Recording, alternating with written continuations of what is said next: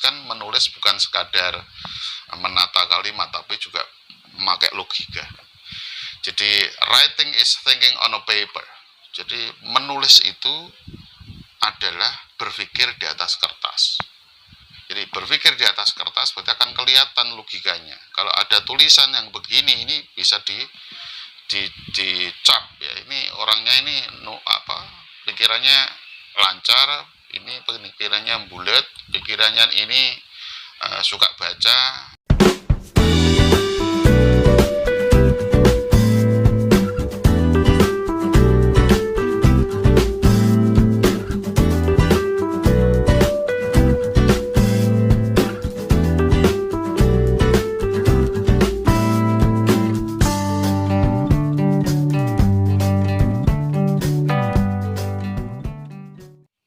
Assalamualaikum warahmatullahi wabarakatuh.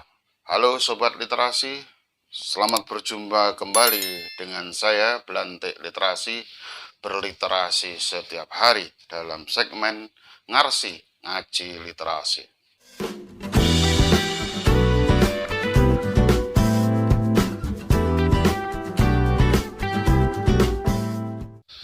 Struktur tulisan itu seperti yang lazim saya contohkan di dalam tulisan dalam postingan itu.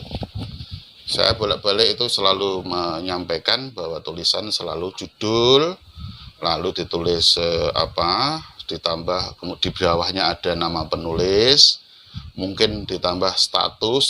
Nah, status itu bisa di bawah nama penulis itu, misalkan guru, kemudian penggerak literasi Surabaya misalkan begitu, atau apapun namanya, terus setelah itu misalkan dari Bumi Ayu misalkan begitu, atau status itu ditaruh di bawah tulisan ya. Kalau tidak di situ, ini di bawah tulisan.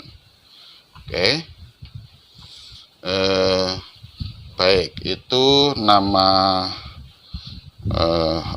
ada nama tulisan, nama penulis, kemudian ada statusnya. Ya, yang ketiga Bapak Ibu, tentu setelah nama penulis dan status ya, itu Bapak Ibu langsung tentu masuk ke pendahuluan atau pembukanya atau lead itu. Ya, itu ada kalimat paragraf yang pertama ya.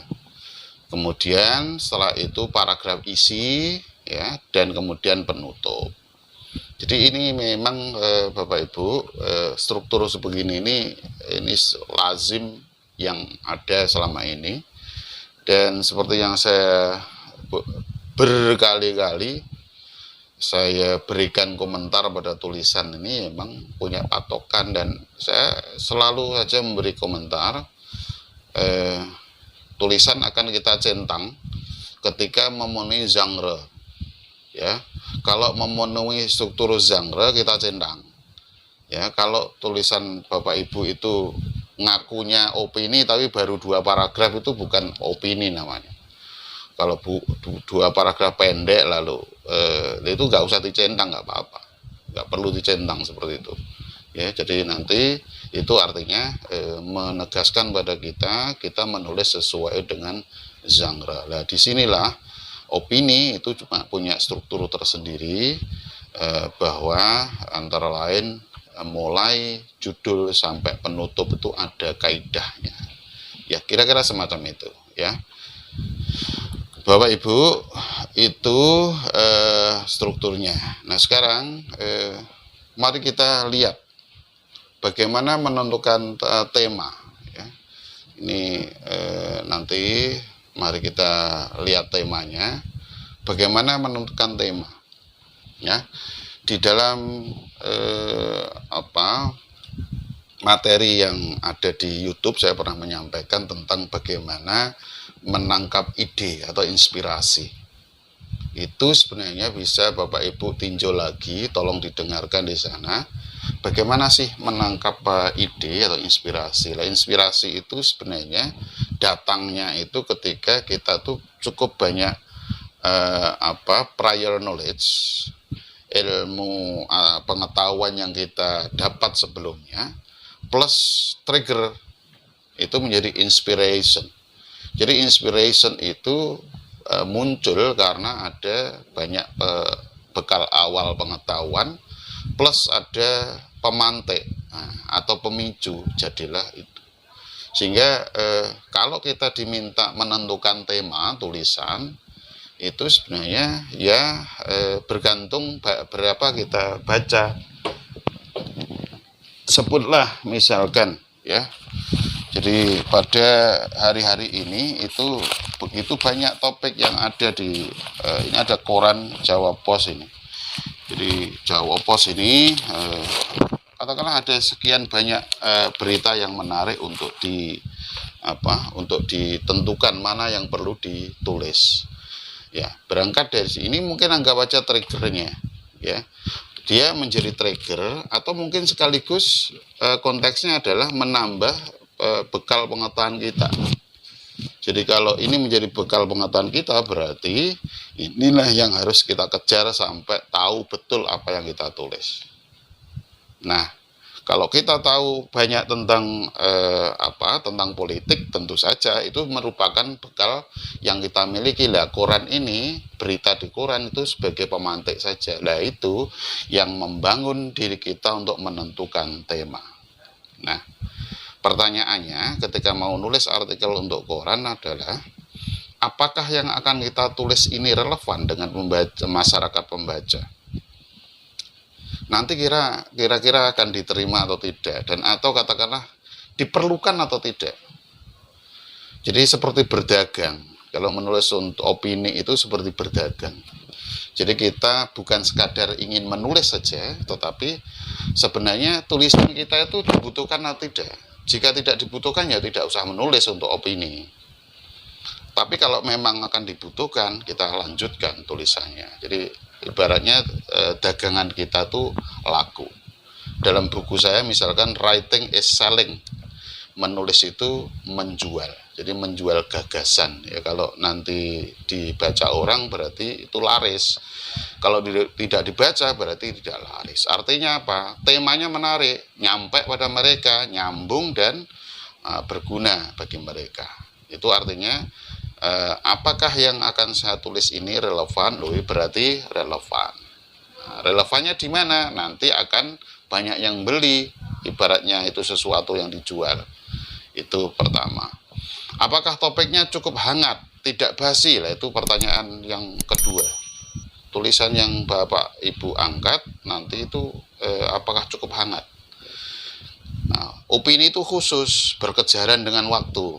Jadi waktu opini itu tidak biasanya sekitar 1 minggu, ya. Bisa 1 minggu, ya, tidak lebih, kecuali yang panjang seperti ini. Pandemi itu fenomena yang panjang, ya, itu bisa dari banyak segi itu bisa ditulis. Ya. Jadi yang asik-asik begitu atau yang menarik Bapak Ibu itu tentang pandemi itu begitu banyak. Pandemi lah topik besarnya, tapi ada sub-sub topik yang kira-kira akan menarik ditulis. Apakah idenya baru, belum pernah ditulis sebelumnya? Nah, ini Bapak Ibu, ini sangat penting. Nah, Bapak Ibu kalau menulis jago menulis opini berarti ya hampir tiap hari itu perlu melancong mencari tulisan-tulisan opini di koran. Apakah tentang hal ini pernah ditulis? Kalau sudah tertulis otomatis akan ditolak. Sudah pasti itu, billahi taufiq wal hidayah, itu pasti tidak akan diterima di koran tertentu, ya. Ini perlu sinyal bagi kita untuk cerdas di sini. Berikutnya, apakah cukup punya bahan tulisan dan cukup menguasai? Nah, ini saya di video saya di YouTube itu ada tulislah tema atau topik yang paling dikuasai, ya. Kalau tidak dikuasai berarti harus berusaha menguasai. Nah, tetapi kalau kurang menguasai ya tidak usah dipaksakan. Tulisannya nanti tidak bisa dalam, ya. Baik, ini kriteria yang berikutnya. Apakah sumber-sumber tulisan jelas dan memadai? Nah, kalau nomor 4 ini katakanlah perlu tambahan, Bapak Ibu kira-kira apakah ada sumber tulisan yang bisa mendukung? Ya, ini memang demikianlah ceritanya ya. Jadi tulisan artikel opini di koran memang ada ciri khas yang perlu dipenuhi supaya tetap menarik bagi pembaca. Baik, Bapak Ibu, nanti berikutnya ini mengorganisir tulisan. Ini hal umum dulu. Bapak Ibu ini perlu membuat atau merancang judul yang sesuai dengan isi. Judulnya apa? Ini membuat judul itu ada perlu keahlian khusus ya, dan latihan berkali-kali ya, supaya menarik bagi pembaca. Nah, nanti ada membuat atau menemukan kalimat atau paragraf inti, yakni kumpulan dukungan data atau teori jika perlu ya. Bapak Ibu, kalau Anda menguasai data atau teori tertentu, menulis artikel itu sangat kuat, otomatis akan sangat kuat. Kemudian Bapak Ibu jangan lupa membuat garis besar atau outline dan berusaha mematuhinya. Kalau nulis artikel opini itu juga harus bikin outline sederhana. Kalau belum terbiasa, ya. Kalau sudah terbiasa bikin outline cukup di dalam hati ya, dalam pikiran ya, dalam kepala ya. Sudah terbiasa ya. Cuma sambil merenung-renung, duduk begitu, menghadap laptop, jadi tulisan, ya. Kemudian membuat abstraksi atau ringkesan, the whole idea on one paragraph. Ini jika perlu ya. Kalau Bapak Ibu berkenan nih membuat abstraksi itu penting. Artinya keseluruhan artikel itu ada di dalam paragraf itu. Saya sering di sini. Saya membuat artikel yang sering di koran itu biasanya saya wungkulkan dulu dalam tulisan pendek ya. Kadang-kadang dalam pikiran, oh nanti arahnya begini, 4 kalimat biasanya udah cukup. Biasanya mau tidur begitu, nanti mau wungkul dalam pikiran, dan setelah itu akan ketika bangun pagi itu hadir langsung masuk ke dalam tulisan. Ya. Kemudian memilih atau menentukan strategi atau pendekatan. Loh, kenapa perlu strateginya juga? Oh, ada. Strateginya itu menulis itu bisa, apakah menulis nanti itu lebih tepat dengan cara induktif atau deduktif. Kalau induktif itu tentu dari yang kecil-kecil itu ke umum menjadi simpulan. Kalau deduktif dari yang simpulan ya, yang umum yang menuju yang kecil-kecil. Ya, ini logika. Jadi Bapak Ibu kalau begini nih Bapak Ibu perlu menulis pakai logika, nalar yang baik, reasoning yang baik. Ya, misalkan kalau cara induktif itu tentu yang dari detail-detail menuju simpulan umum. Kalau deduktif itu sebaliknya, dari yang simpulan umum menuju kecil-kecil. Itu apa yang sering kita jalani dalam menulis ya. Mungkin kita tidak terasa, tetapi itulah memang logika dalam menulis ya. Dalam berpikir secara umum memang juga begitu sih. Ya, ini tidak menulis saja, tapi berkata pun juga demikian.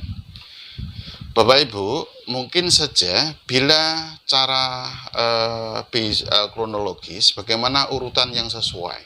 Jadi misalkan Bapak Ibu memang harus mengurutkan sesuatu bahasan, bagaimana urutannya?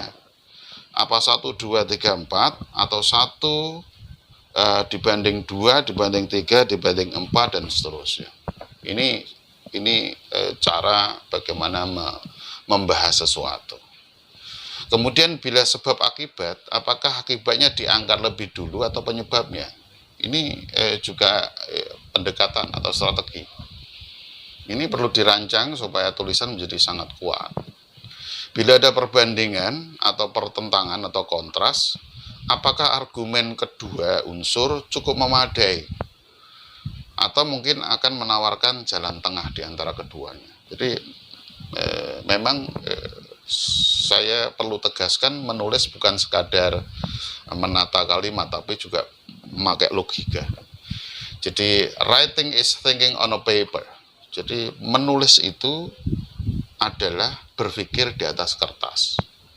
Jadi berpikir di atas kertas berarti akan kelihatan logikanya. Kalau ada tulisan yang begini, ini bisa dicap ya. Ini orangnya ini pikirannya lancar, ini pikirannya bulat, pikirannya ini suka baca, orang ini pikirannya tidak suka baca, dan seterusnya kelihatan dalam tulisan. Ya. Karena muncul dalam tulisan itu bagaimana sejatinya pikiran itu mengalir ya. Jadi language and mind. Jadi ada bahasa dan pikiran itu tercermin juga di dalam tulisan.